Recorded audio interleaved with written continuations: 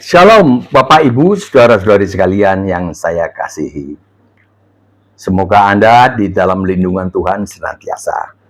Pokok bahasan kita kali ini adalah satu-satunya ayat Yesus adalah Allah. Satu-satunya ayat di dalam Alkitab Yesus adalah Allah. Satu-satunya ayat di mana Pak Yesus yang menyatakan bahwa beliau adalah Allah ialah di dalam kisah orang lumpuh yang diusung oleh 4 orang temannya dan kemudian diturunkan dari atap rumah di mana Pak Yesus berada di dalam kerumunan orang banyak di Markus pasal 2 ayat 2 sampai 12.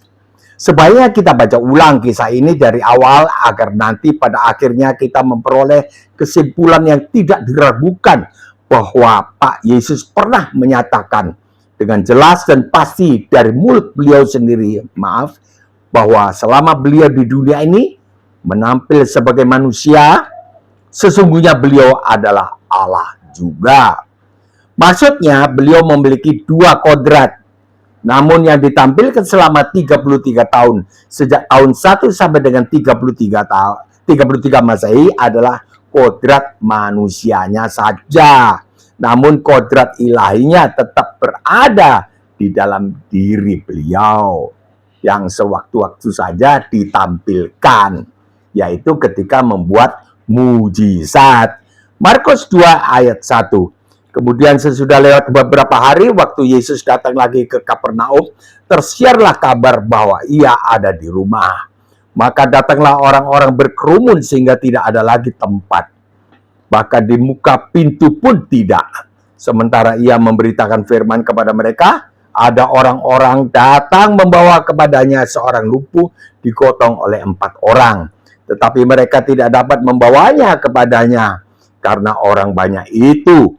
Lalu mereka membuka atap yang di atasnya sehingga terbuka. Mereka menurunkan tilam orang tempat orang lumpuh itu terbaring. Ketika Yesus melihat iman mereka, berkatalah ia kepada orang lumpuh itu, "Hai anakku, dosamu sudah diampuni." Ya, loh kok aneh. Orang lumpuh kan butuh kesembuhan bisa berjalan, bukan dosa diampuni. Kok Pak Yesus bersabda, "Dosamu sudah diampuni"? Ini kan menurut pemikiran kita aneh kan? Ayat 6, tetapi di situ ada juga duduk beberapa ahli Taurat. Mereka berpikir dalam hatinya, ya berpikir dengan otaknya, tapi tidak diucapkan. Mengapa orang ini menghujat Allah? Siapa yang dapat mengampuni dosa selain daripada Allah sendiri? Memang benar pikiran para ahli Taurat ini logis, bahwa yang berkuasa mengampuni dosa itu hanya Allah sendiri. Mengapa Pak Yesus mengampuni dosa orang lumpuh ini? Berarti beliau menyamakan diri dengan Allah, menyamakan diri. Beliau orang biasa menurut pikiran ahli Taurat, tapi menyamakan diri dengan Allah. Ini perbuatan tergolong menghujat Allah. 8. Tetapi Yesus segera mengetahui dalam hati beliau bahwa mereka berpikir demikian. Lalu ia berkata kepada mereka, "Mengapa kamu berpikir begitu dalam hatimu? Mengapa?" Ya, kalau kita boleh jawab, ya karena saya tahu bahwa Anda kan orang biasa, Pak Yesus. Anda kan anak Bunda Maria. Kan orang biasa saja kok menyamakan diri dengan Allah. Begitu kan, kalau kita boleh jawab. 9. Pak Yesus melanjutkan, "Manakah lebih mudah mengatakan kepada orang lumpuh ini, 'Dosamu sudah diampuni'? Mana lebih mudah? Atau mengatakan, 'Bangunlah, angkatlah tilammu dan berjalan'? Mana lebih mudah?" Ini argumentasi Pak Yesus. Memang benar mengatakan kedua kalimat itu sama mudahnya. Tidak ada yang lebih mudah atau lebih sukar, bukan? Kan hanya bicara saja. Lah kalau sama mudahnya, mengapa Pak Yesus memilih kalimat pertama? dosamu sudah diampuni. Yang tidak ada hubungannya dengan orang lumpuh ini. Tidak ada hubungannya kan? Bukankah orang lumpuh membutuhkan kesembuhan bisa berjalan? Dan bukan pengampunan dosa. Lebih cocok jika Pak Yesus berkata, bangunlah, angkatlah tulangmu, dan berjalan. Ini masalahnya, bukan? 10. Nah, tetapi supaya kamu tahu bahwa di dunia ini anak manusia berkuasa mengampuni dosa. Wow. Tetapi supaya kamu tahu bahwa di dunia ini aku berkuasa mengampuni dosa. Tetapi supaya kamu tahu, hai ahli-ahli Taurat, bahwa di dunia ini aku adalah Allah yang berkuasa mengampuni dosa. Seperti yang kamu pikirkan di dalam hati kamu tadi di ayat 6. Itulah sebabnya aku mengatakan dosamu sudah diampuni. Supaya kamu tahu bahwa aku ini adalah Allah yang berkuasa mengampuni dosa. Tetapi supaya kamu tahu, hai orang Kristen dan non-Kristen, bahwa di dunia ini aku, Yesus Kristus, adalah Allah yang berkuasa mengampuni dosa. 10b, lalu berkatalah ia kepada orang lumpuh itu, kepadamu kukatakan, bangunlah, angkatlah tempat tidurmu, dan pulanglah ke rumahmu. Inilah manifestasi penampilan kodrat Allah beliau. Ini buktinya. 12, dan orang itu pun bangun, segera mengangkat tempat tidurnya, dan pergi keluar di hadapan orang-orang itu, sehingga mereka semua takjub, lalu memuliakan Allah. Katanya, yang begitu belum pernah terjadi. Kesimpulan, bahwa selama 33 tahun di dunia ini, firman Allah yang adalah Allah, telah menjadi manusia dalam rupa Yesus Kristus yang memiliki dua kodrat. Satu kodrat pertama adalah Allah sendiri. Kodrat pertama Allah menjadi manusia. Yohanes 1:14. Dan kodrat kedua ialah manusia tidak berdosa. Kodrat kedua bernama Yesus Kristus. Kita umat manusia mempunyai satu kodrat, yaitu manusia yang fana.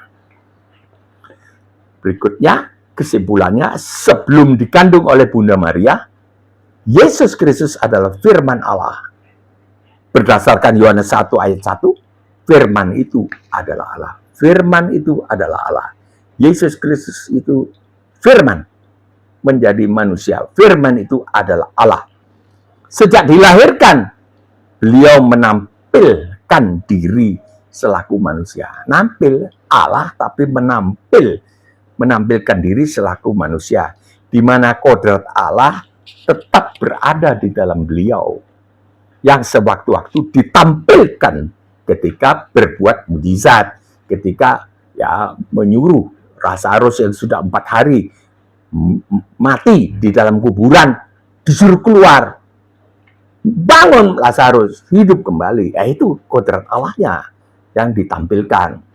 Tapi tujuannya ke atas muka bumi adalah menjadi manusia yang tidak berdosa, menyelesaikan program mega proyek daripada Allah, yaitu menggantikan umat manusia menjalani hukuman umat manusia yang seharusnya umat manusia jalani. Ini beliau menggantikan.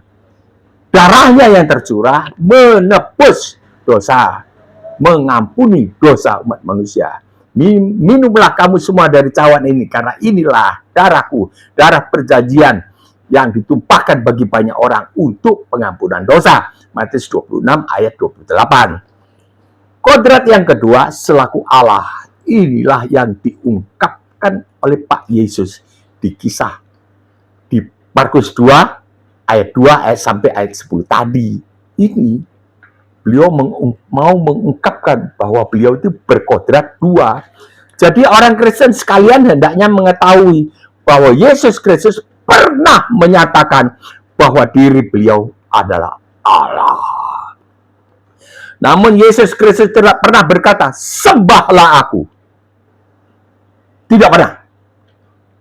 Sebab beliau lemah lembut dan rendah hati.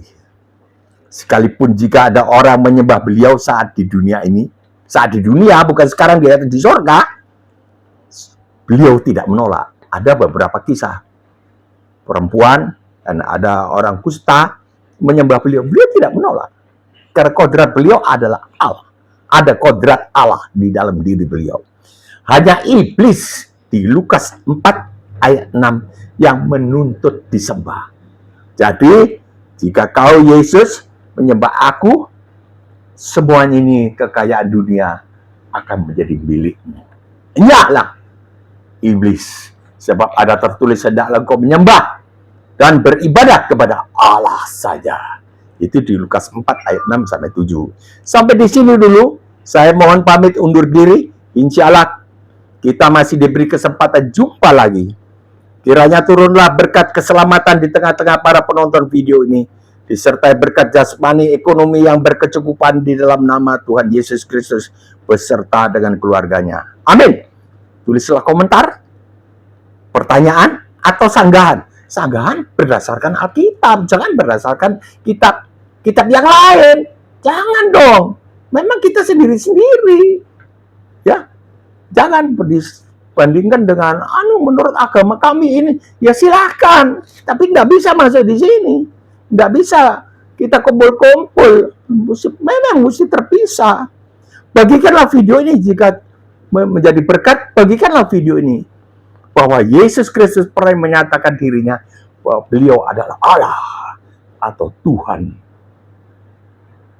Ya, dan patut disembah. Tapi bukan pada waktu di dunia. Bukan sebelum ke dunia dan setelah dari dunia ke surga, naik ke surga. Nah, ini patut disembah. Kalau dulu tidak patut. Tidak untuk disembah, tapi untuk disembelih. Bukan sembah, tapi sembelih di atas kayu salib selaku domba jantan tak bercacat. Yohanes 1:29. Bagikanlah video ini, tekanlah subscribe. Anda akan selalu dikirimi video yang baru. Sampai jumpa besok atau lusa, 10 menit saja, atau bahkan diusahakan kurang dari itu. Insya Allah, salam damai sejahtera. Salam damai sejahtera. Jika berkenan, tontonlah juga channel Murtadin Perlu Tahu Ini. Itu channel apologet, di mana kalau yang debat-debat ya oke lah, di sana tempatnya. Ya, kalau di sini basic pure, basic Christianity. Shalom, salam damai sejahtera.